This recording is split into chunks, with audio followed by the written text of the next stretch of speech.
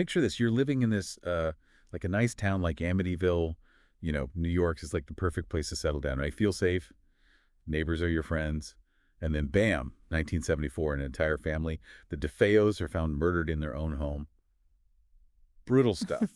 So today we're going deep into this true crime story, the DeFeo murders. We're using this episode from the Morbid podcast to guide us. We're going to peel back the layers of this case, try to figure out what really went down that night. So if you're into the dark side of human nature and you want to know the truth behind this case that still freaks people out today, then stick around. This is going to be one wild ride. Yeah, it's crazy, right? Because from the outside, everything looks totally normal. You got this family in this idyllic town, a house that looks, warm and inviting. But when you start digging deeper, man, things get dark fast. So let's rewind back to November 13th, 1974, 112 Ocean Avenue, big, beautiful Dutch colonial home. That's where the DeFeos lived. They had it all. Parents, Ronald Sr. and Louise.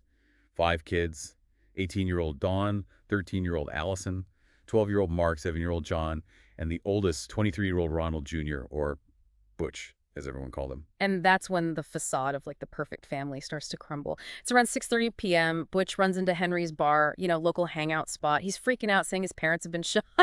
So this group of friends rushes over to the DeFeo house with him, thinking the worst has happened, They get to the house and it's just dead silent. The only sound is this alarm clock blaring from upstairs. Kind of creepy, right? Adds to the whole terrifying vibe. Yeah. So they go inside and the nightmare unfolds. They find Ronald Sr. and Louise dead in their bedroom, face down, each shot multiple times. And here's the thing. Butch stays outside the house while all this is happening, which is super weird, right? I mean, why wouldn't he want to go back in if he just found his parents murdered? It's a huge red flag for the investigators. And as the investigation goes on, it becomes even more important. And the horror doesn't stop there. Butch's friends keep searching the house, and it just gets worse. They find little John and Mark shot to death in their beds. Then they find 13-year-old Allison in her room, shot in the face. And finally, in the attic bedroom, they find Dawn. She'd been shot in the neck. 6 people gone, every single one of them found face down. It's a detail that just adds to the mystery. Was it intentional, or was it just a coincidence? And then the big question. How could Butch kill his entire family and no one got away or even screamed for help? The investigators were stumped right from the start. So the cops show up and they immediately see this is a really complicated crime scene. No signs of forced entry, no struggle, no robbery. And here's another weird thing. They find the family dog, Shaggy, tied up outside the back door. Yeah, the dog being tied up is a big deal. It means someone planned this out. They knew Shaggy might bark and alert the neighbors, so they made sure he couldn't.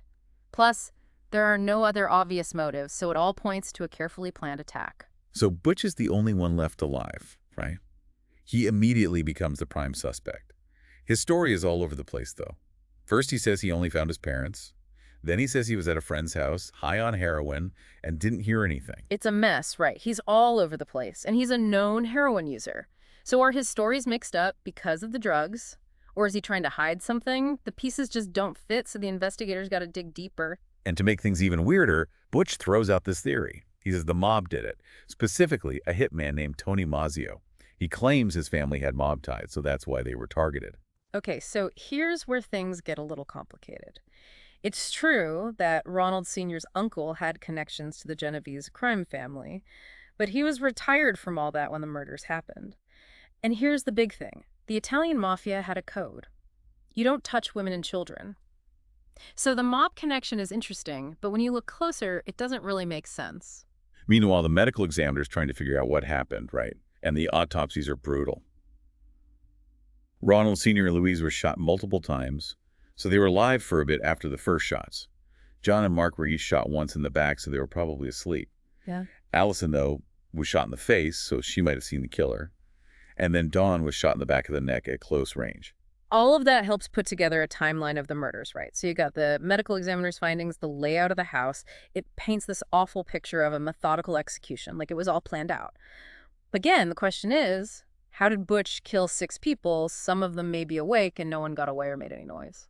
And then the whole investigation changes. The detectives find something huge in Butch's closet. The box for a .35 caliber Marlin rifle.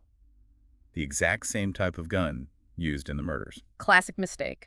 Killers try to cover their tracks, but they always leave a clue. And this time, the clue was that little cardboard box, pointing right at Butch. That rifle box, it changes the whole game now. The focus is completely on Butch, and the investigators, they got to figure out how to untangle all his lies. That's like a switch flips, right? Butch has been playing this innocent act, but now with this physical evidence, it just throws everything out the window. Now it's a battle of minds between Butch and the detectives. Can they break him? So they confront Butch with this new evidence, and his whole demeanor changes. He drops the whole grieving, cooperative act, Yeah. and it gets really disturbing. Yeah. The interrogation tapes from this point on, they're chilling. The investigators are pressing Butch for details about that night, and he just gets more and more cold. No empathy for his family at all. Like when they ask him about dinner the night before the murders. Right. You'd think he'd share a nice memory or something, express some sadness. But no. He goes off on a rant about how bad his mom's cooking was. He even uses vulgar language to describe it. It's messed up. It's like a total absence of grief, right? No remorse. So the question is this how he really felt about his family? Or is he trying to make himself look like the victim somehow? And it wasn't just his parents either. He talks about his little brothers like they were nothing. Makes these awful comments about Dawn's looks and her music taste. He's just spewing this verbal abuse even after they're dead. It tells you there was some deep resentment there, probably been building up for years.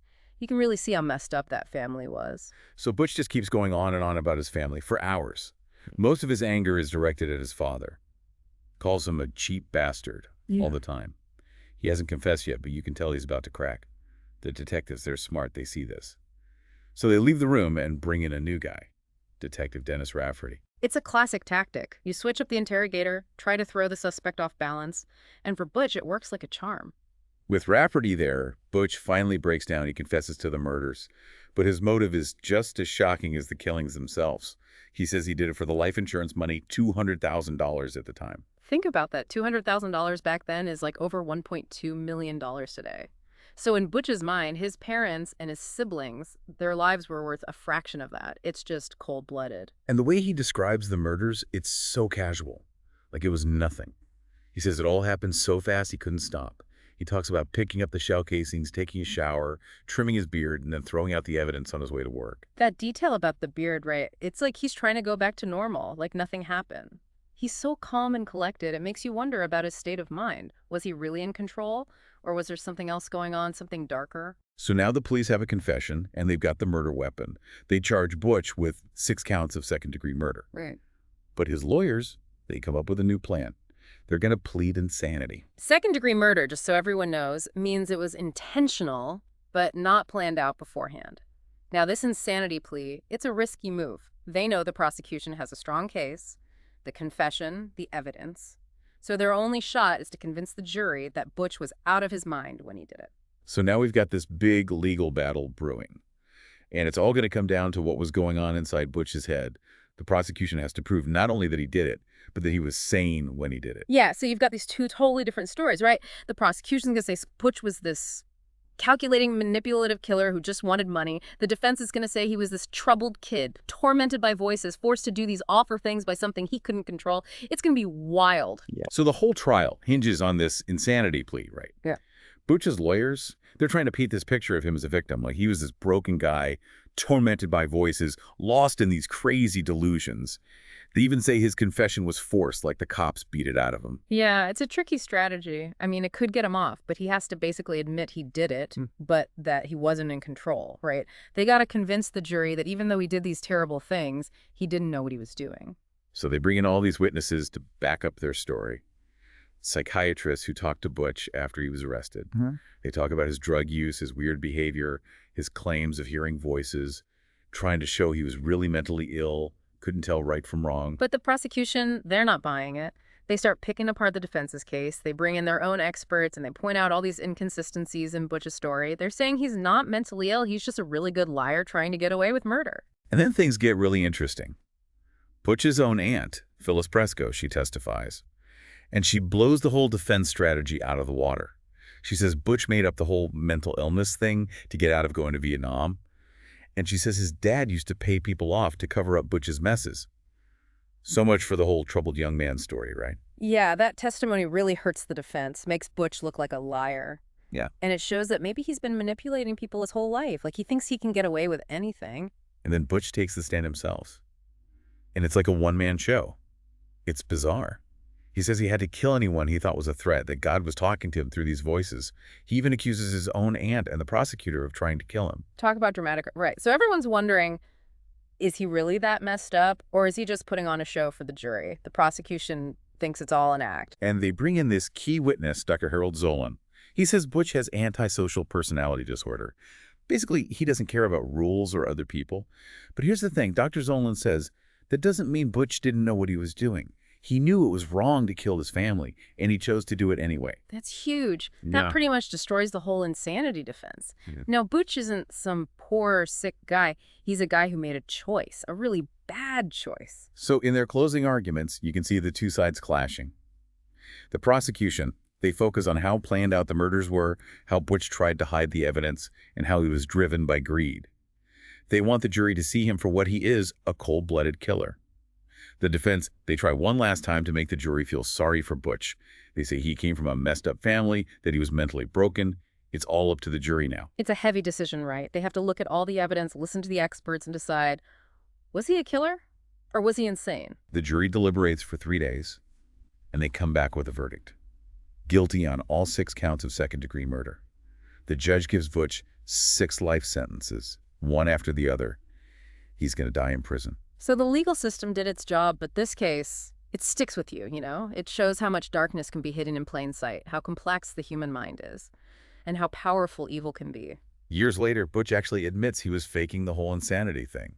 He even wrote a letter where he said, "You know who the demon is. I'm the demon." Creepy, right? Just adds to the mystery. It makes you rethink everything, right? Was he lying all along, or did he really believe he was insane back then? Maybe it was both. The DeFeo murders, they leave you with more questions than answers. Ronald DeFeo Jr. died in prison in 2021. He was 69. He took his secrets to the grave. But what he did to his family, it left a scar on Amityville. And the story of those murders, it still fascinates people. It reminds us that sometimes the truth is scarier than anything we can imagine. We went deep on this one, huh? We looked at the evidence, the testimony, all the psychological twists and turns. And we still don't know for sure what drove Ronald DeFeo Jr. to do what he did. But by looking at this case, we come face to face with some tough questions about the nature of evil, how fragile our minds can be, and the dark side of the American dream. It's heavy stuff, but it's important to think about.